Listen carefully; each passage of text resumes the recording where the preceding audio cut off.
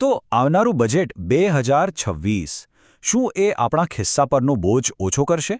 રોકાણકારો માટે કંઈ નવું છે કે પછી દેશની અર્થવ્યવસ્થાને ગતિ આપવા માટે કોઈ નવી યોજના આવી રહી છે? અપેક્ષાઓ તો ઘણી છે. ચાલો આ બધી અટકળોની વચ્ચે જે સૌથી મહત્વની જાહેરાતો થઈ શકે છે એને જરા ઊંડાણથી સમજીએ. હવે એક મજાનો સવાલ. 1 ફેબ્રુઆરી 2026 શું ખાસ છે આ તારીખમાં? બજેટ તો દર વર્ષે 1 ફેબ્રુઆરીએ જ આવે છે, બરાબર? પણ 2026ની આ તારીખમાં કંઈક એવું છે જે તેને એકદમ ખાસ બનાવે છે. કંઈક એવું જે ભારતના આર્થિક ઇતિહાસમાં પહેલીવાર થશે. ચાલો જોઈએ કે એ રહસ્ય શું છે. હા, સાચું સાંભળ્યું. દેશના ઇતિહાસમાં પહેલીવાર એવું બનશે કે નાણામંત્રી રવિવારના દિવસે બજેટ રજૂ કરશે. આમ તો આ નાની વાત લાગે પણ છે બહુ રસપ્રદ. અને આનાથી તરત જ એક મોટો સવાલ મગજમાં આવે છે, શું એ દિવસે શેરબજાર ચાલુ રહેશે? હવે આનો જવાબ શું હશે એ તો જોવું જ રહ્યું.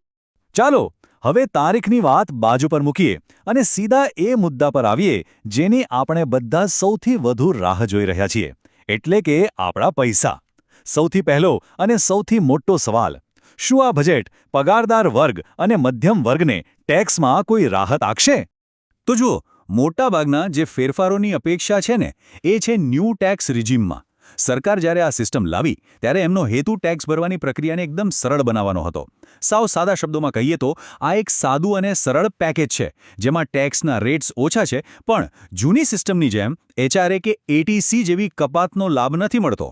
તો ચલો જોઈએ કે સામાન્ય કરદાતાની 3 મુખ્ય માંગણીઓ કઈ છે. પહેલું, જે બેઝિક ટેક્સ એક્ઝેમ્પશન લિમિટ છે એને 4 લાખથી વધારવામાં આવે. આનાથી ઓછી આવકવાળા લોકોને સીધો ફાયદો થાય.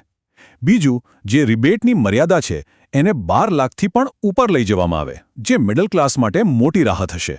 અને ત્રીજું, જે હાઈ ઇન્કમ ગ્રુપ છે એ લોકો ઈચ્છે છે કે 30% ટેક્સનો સ્લેબ 24 લાખને બદલે 30 લાખની આવકથી શરૂ થાય. અને વાત અહીં જ નથી અટકતી. પગારદાર વર્ગ માટે એક મોટી ગિફ્ટની પણ શક્યતા છે.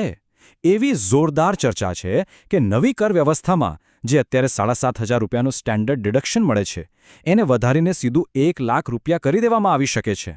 જો આવું થયું તો સમજો કે દરેક નોકરિયાત માટે આ એક મોટી જીત હશે. હવે સવાલ એ થાય કે શું સરકાર જૂની ટેક્સ સિસ્ટમને સાવ હટાવી જ દેશે? આ ચાર્ટ જુઓ. લગભગ 28% કરદાતાઓ હજુ પણ જૂની સિસ્ટમ જ પસંદ કરે છે.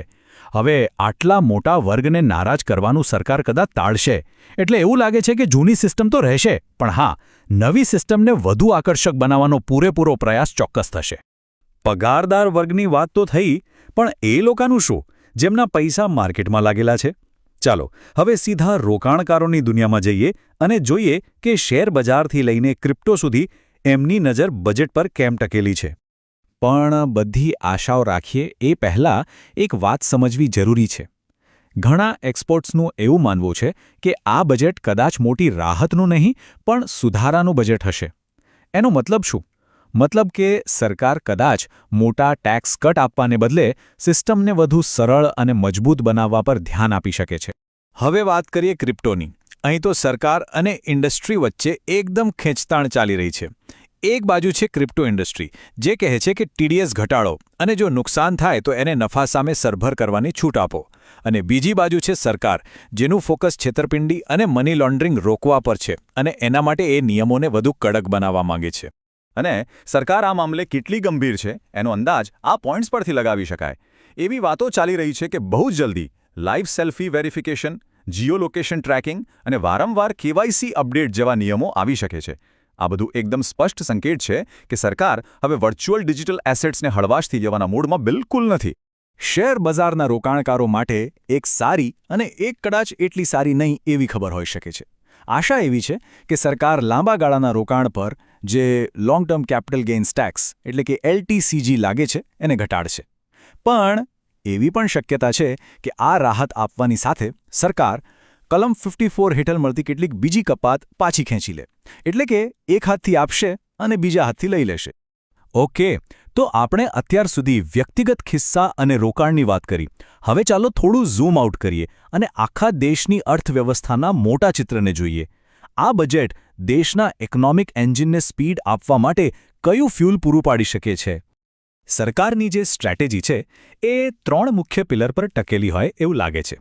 પહેલું, મેક ઇન ઇન્ડિયા અને એક્સપોર્ટને બૂસ્ટ આપવા માટે કસ્ટમ્સ ડ્યુટીમાં સુધારા. બીજું, ફ્યુચર ટેકનોલોજી એટલે કે ઇલેક્ટ્રિક વાહનો અને સ્ટાર્ટઅપ્સને ખાસ પ્રોત્સાહન. અને ત્રીજું, જીએસટીને હજુ વધુ સરળ બનાવવું અને ઇન્ફ્રાસ્ટ્રક્ચરમાં મોટા રોકાણ જેવા જે પ્રયાસો ચાલી રહ્યા છે એને વધુ ગતિ આપવી. ઠીક છે, આપણે ઘણી બધી અલગ અલગ અપેક્ષાઓ વિશે વાત કરી, પણ આ બધી ચર્ચાનો સાર શું છે? જો આખા બજેટની સંભવિત દિશાને ફક્ત 3 લાઇનમાં સમજવી હોય તો એ શું હશે? જો આખા બજેટની જે અપેક્ષાઓ છે ને એ આ 3 મુખ્ય થીમ્સની આસપાસ જ ફરે છે. પહેલું, મધ્યમ વર્ગને ટેક્સમાં થોડી રાહત આપીને ખુશ કરવાનો પ્રયાસ. બીજું, રોકાણકારો માટે નિયમો અને પ્રોત્સાહન વચ્ચે એક બેલેન્સ બનાવવું. અને ત્રીજું, દેશના ભવિષ્યના ગ્રોથ માટે ઇલેક્ટ્રિક વાહનો અને એક્સપોર્ટ જેવા કી સેક્ટર્સ પર મોટો દાવ લગાવવો. તો આ છે આવનારા બજેટની એક મોટી રૂપરેખા. પણ આ આખા વિશ્લેષણના અંતે એક સવાલ મનમાં રહી જાય છે. આ બધી સંભવિત જાહેરાતોમાંથી એવી કઈ એક જાહેરાત હશે જે આવનારા વર્ષોમાં ભારતના ભવિષ્યને સૌથી વધુ અસર કરવાની તાકાત ધરાવે છે? આના પર વિચારવા જેવું ખરું.